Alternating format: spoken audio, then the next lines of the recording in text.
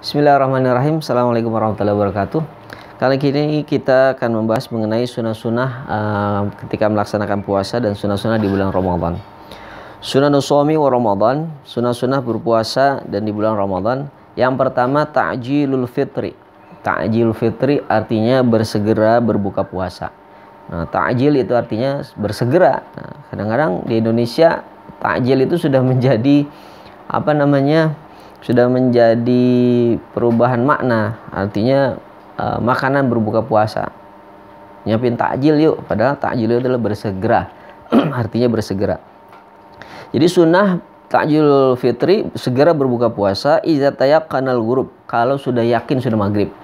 Jadi kalau sudah yakin maghrib, terdengar azan di TV, sekarang udah enak, udah ada banyak aplikasi, di handphone ada, di TV ada, radio ada, kemudian masjid-masjid ada speaker. Nah, buat orang-orang yang tidak memiliki fasilitas tambahan seperti itu, yang berada di tempat yang jauh, maka wajib bagi dia mengetahui kapan waktu maghrib.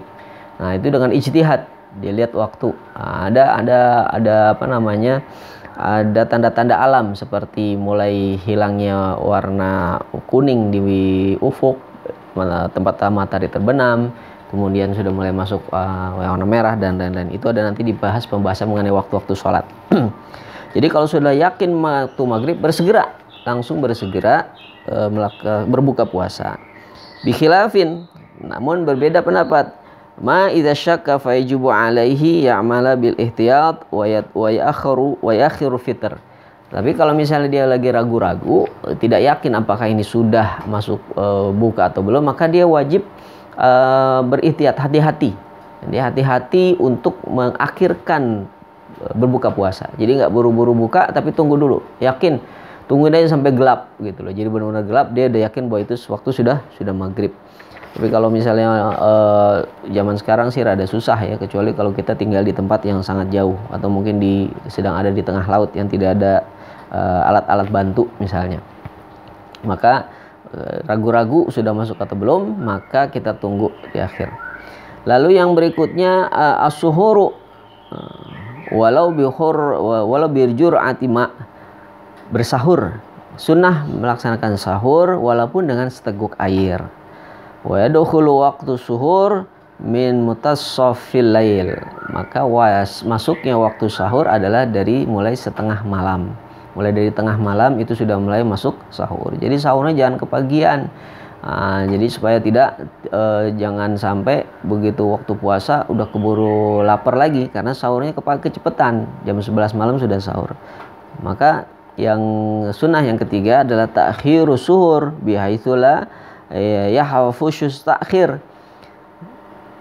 Sunnahnya mengakhirkan sahur, namun tidak mendekati waktu subuh gitu loh. Jadi sahurnya itu sudah mendekati waktu subuh lah, tapi tidak terlalu dekat dengan waktu subuh.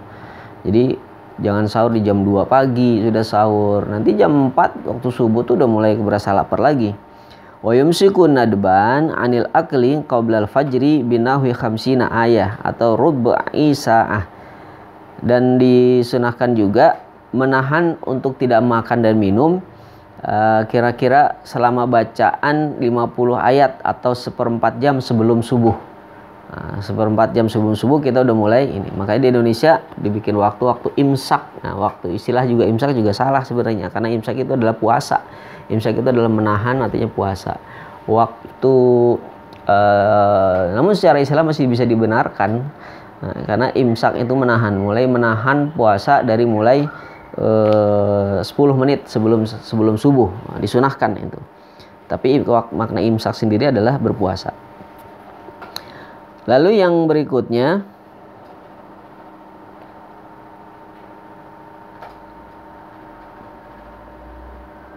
al-fitru ar-rud bin witr.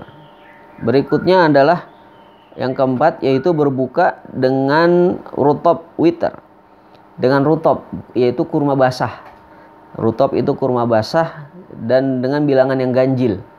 Kalau mau 1 boleh, 3 boleh, 5, 7, 9, seterusnya, yang penting bilangannya ganjil.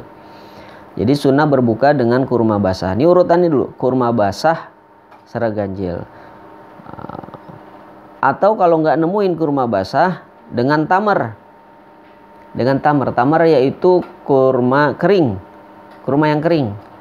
Kalau nggak ada kurma kering, urutan berikutnya ada air zam-zam. Kalau tidak ada air zam-zam, maka dengan air putih, air putih biasa. Lalu baru dengan dengan fahulwin, hulwah, maka dan halwa. Hulwah itu adalah makanan yang tidak dimasak dengan api. Contohnya seperti madu, buah-buahan seperti pisang, anggur, semangka dan lain-lain yang tidak dimasak dengan api. Baru yang terakhir adalah dengan halwa. Halwa itu adalah makanan yang dimakan, makanan manis yang dimasak dengan api, seperti kolak misalnya, es kelapa misalnya. Karena es kelapa walaupun dari buah kelapa tapi kan ada gulanya. Kecuali kalau air kelapanya aja, maka masuk di yang ketiga. Tapi tetap urutannya harus berbuka dengan yang manis. Itu loh, dengan kurma. Pertama kurma basah dulu, kalau nggak ada kurma kering, kalau nggak ada air zam-zam, kalau nggak ada air zam-zam air putih. Kemudian dengan buah-buahan atau makanan yang tidak dimasak dengan api seperti madu, buah-buahan. Dan juga yang terakhir adalah baru dengan makanan manis yang dimasak dengan api seperti teh manis atau kolak dan lain-lain. Kalau di Indonesia kan enggak, begitu buka langsung gorengan, ya langsung gorengan. Akhirnya apa? Perut kita tuh jadi kaget setelah 12-14 jam berpuasa, tiba-tiba dikagetkan dengan yang asam, dengan yang dengan yang pedas. Oh, itu sangat berbahaya bagi kesehatan.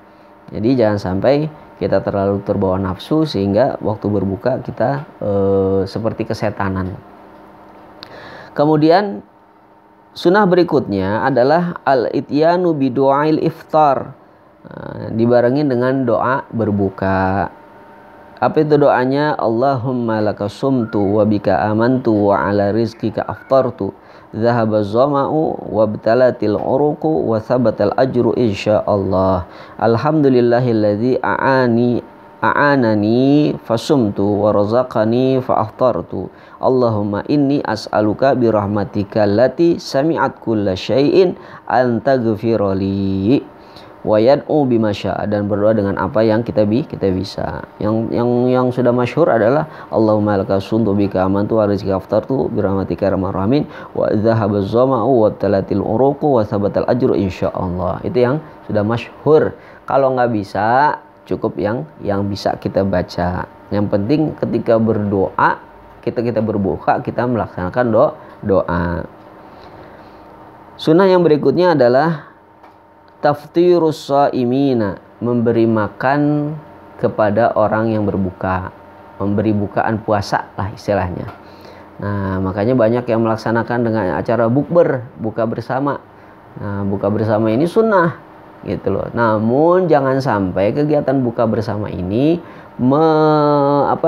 menyebabkan kita lalai terhadap kegiatan sunnah yang lainnya, yaitu sholat tarawih. Karena sholat tarawih itu pahalanya besar.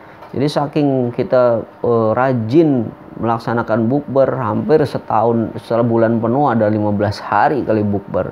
15 hari itu lewat semua tarawihnya. Karena biasa kalau udah buka bersama, pasti lewat dari waktu isya. Waktu tarawihnya insya Allah ada di rumah. Dan ketika itu sudah males. Karena perjalanan dari tempat buka puasa ke rumah itu lumayan jauh, macet dan lain-lain. Sampai rumah udah males lagi ngerjain sholat tarawih. Dengan alasan tarawih sunnah ini gitu loh. Padahal yang sunnah itu luar biasa.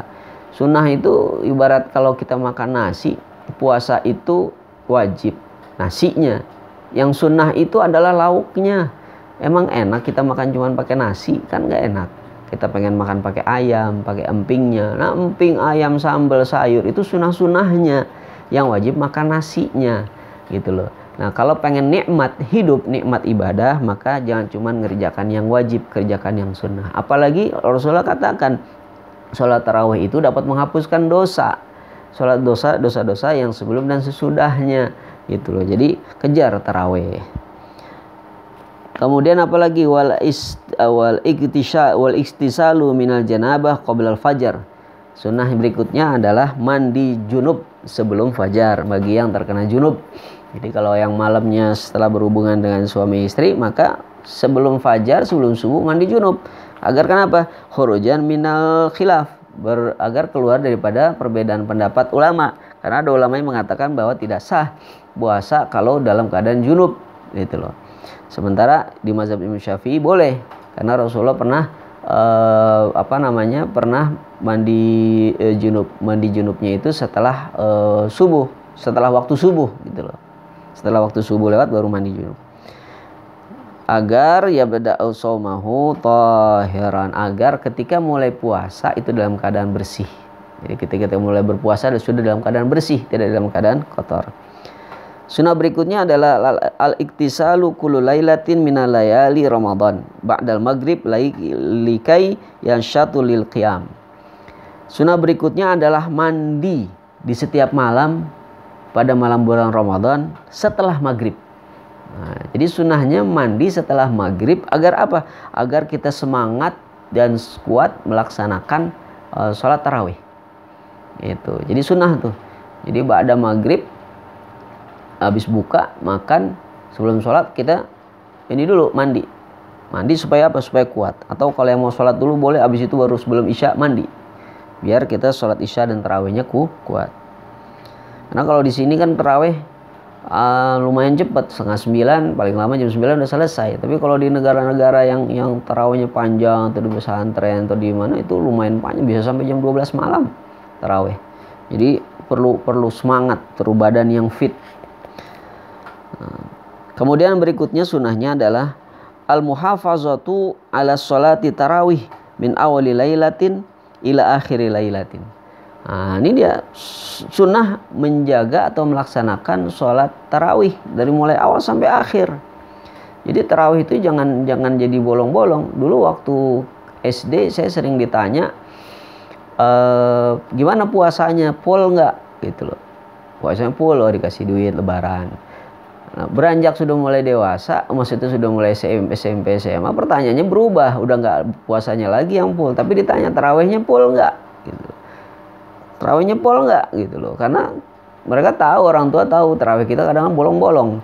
Nah, maka dari itu harus sunnah untuk menjaga tarawih dari mulai awal sampai akhir. Makanya banyak orang yang mentawakufkan pengajiannya, agar bisa menjaga amalan-amalan sunnah yang ada di bulan Ramadan. Karena tarawih cuma ada di bulan Ramadan, di bulan lain nggak ada. Malam sholat sunnah yang bisa menghapuskan dosa setelah yang sebelum dan sesudahnya itu salah satunya di bulan Ramadan. Dan bulan Ramadan ini luar biasa. Ya. Yang berikutnya ada atakadul muhafazu ala sholatil witir. Sesungguh-sungguh menjaga untuk melaksanakan sholat witir. Gitu. Maka kalau orang yang ikut sholat tarawih berjamaah di masjid atau di musola, insya Allah sholat witirnya juga ikut. Tapi kalau ada orang yang sholat sunnahnya di rumah, bisa jadi nggak sholat witir. Tapi kalau dia bisa menjaga itu bagus, karena itu disunahkan. Dan wahtasu witir Ramadan bisalati khususiyat. Dihususkan witir di bulan Ramadan karena ada beberapa kekhususan. Yang pertama, annahu tusanu fihil jamaah. Disunahkan sholat witir berjamaah ketika di bulan Ramadan. Yang kedua, yusanu fihil jahar. Disunahkan sholat witirnya jahar, dikeraskan bacaannya. Kemudian wa yusanu fihi al-qunut minanis fil akhir min Ramadan alal mu'tamad. Disunahkan juga ketika witir bulan Ramadan, setengah daripada bulan akhir terakhir itu adalah membaca kunut, membaca doa kunut di setengah akhir dari mulai malam 16 sampai akhir bulan Ramadan. Lalu sunnah yang berikutnya al-iktsaru min tilawatil Quran bitadabburi, memperbanyak membaca Al-Quran dengan tadabburnya. Jadi baca Quran dengan tadabbur, merenungkan, memaknai, memahami apa arti Al-Quran sehingga kita tahu apa yang ada di dalam isi Al-Quran. Waqad warada asar. Ada asar meriwayatkan Ramadan syahrul Quran, bahwa bulan Ramadan adalah bulannya Al-Quran. Kemudian yang berikutnya adalah al-iktsaru minas sunan, banyak mengerjakan hal-hal pekerjaan sunnah seperti kawarawatibus sholah, seperti mengerjakan sholat rawatib. Yang biasanya sholat wajib doang, sekarang tambahinlah di bulan Ramadan, karena sholat sunnah itu ganjarannya sama dengan sholat wajib gitu. tambahinlah qobliyah subuhnya. Apalagi qobliyah subuh itu lebih baik daripada dunia dan sisi-isinya. Ada yang mengatakan, siapa orang kaya di dunia? Siapa yang paling kaya di dunia? Orang yang paling kaya di dunia adalah yang sholat sunnah subuh. Orang yang sholat sunnah subuh paling kaya. Kenapa? Karena sholat sunnah subuh lebih baik daripada dunia dan isi-isinya. Jadi orang kaya yang punya triliunan, yang duit banyak itu nggak kaya kalau dia nggak sholat sunnah subuh. Itu baru sholat sunnah subuhnya, apalagi sholat subuhnya. Coba, Masya Allah. Kemudian apalagi seperti sholat duha, kemudian sholat tasbih, dan juga sholat al-awabin. Semua dikerjakan, insya Allah. Lalu sunnah apalagi berikutnya? Al-iktharu minal a'mali salihat. Berbanyak mengerjakan amal-amal soleh, seperti sedekah, silaturahim, hadir majelis ilmu, i'tikaf di masjid, berumrah, juga menghadap Allah, iqbal Allah, bihifzil qalbi wal jawarih, menghadap Allah dengan menjaga hati dan juga menjaga anggota badan. Artinya tidak selama berpuasa tidak kita melaksanakan, selama bulan Ramadan tidak melaksanakan perbuatan-perbuatan yang tercela, yang dapat mengurangi pahala puasa dan lain-lain. Wa da'watil ma'tsur, dan juga berdoa dengan doa-doa yang diriwayatkan oleh Nabi Muhammad sallallahu alaihi wasallam. Yang berikutnya al-ijtihadu fil ishril akhir wa tahri lailatul qadar fima fihi wa fima fiha wa fi autariha akadu. Ijtihad, bersungguh-sungguh mencari malam Lailatul Qadar di 10 hari akhir, terutama di malam-malam yang ganjil. Jadi ketika mulai masuk 10 hari, 10 malam bulan Ramadan, itu benar-benar kita jaga betul agar kita di waktu tersebut dapat kita mendapati malam Lailatul Qadar. Yang malam tersebut lebih baik daripada 1000 bulan. Sunnah berikutnya adalah at-taharril al-iftari alal halal. Bersungguh-sungguh berusaha untuk berbuka puasa dengan yang halal. Jadi jangan kita berbuka puasa dengan yang haram, seperti barang curian. Itu sudah barang-barang curian, atau barang-barang yang zat yang haram, seperti memakan daging babi, naudzubillah, atau minum minuman keras, naudzubillah. Nah, itu merupakan perbuatan yang tidak baik. Maka disunahkan untuk bersungguh-sungguh berbuka dengan barang yang halal. Yang berikutnya adalah atau si'atu alal iyal, memberikan uang belanja yang lebih kepada keluarga. Karena di bulan puasa biasanya satu harga naik, dan juga banyak keinginan, pengen ini pengen itu, berikanlah uang belanja yang lebih kepada keluarga untuk bisa leluasa membelanjakan untuk menghidangkan buka puasa. Yang terakhir, atarkul lagwi wal musyatamah, meninggalkan hal-hal yang sia-sia, dan juga saling mencaci maki. Apabila ada orang yang datang mencaci kita, maka ingatkan dalam diri hati kita bahwa kita ini sedang berpuasa. Jadi perbanyak amal-amal saleh ketika melaksanakan puasa. Tinggalkan hal-hal yang lagau, yang sia-sia. Main game misalnya. Main game itu asyik memang, membuang waktu. Benar-benar buang waktu. Harusnya waktu itu bisa dipakai buat zikir, baca Quran, tapi disia-siakan dengan membuang-buang waktu hal yang gak ada manfaatnya, yang tidak menolong dia ketika di hari kiamat. Nah, ini adalah sunnah-sunnah yang dianjurkan untuk dilaksanakan di bulan Ramadan, dan juga ketika berpuasa. Maka insya Allah kita berdoa kepada Allah, mudah-mudahan kita diberikan kekuatan untuk bisa melaksanakan sunnah-sunnah tersebut. Demikian dari saya, mudah-mudahan ada manfaatnya. Assalamualaikum warahmatullahi wabarakatuh.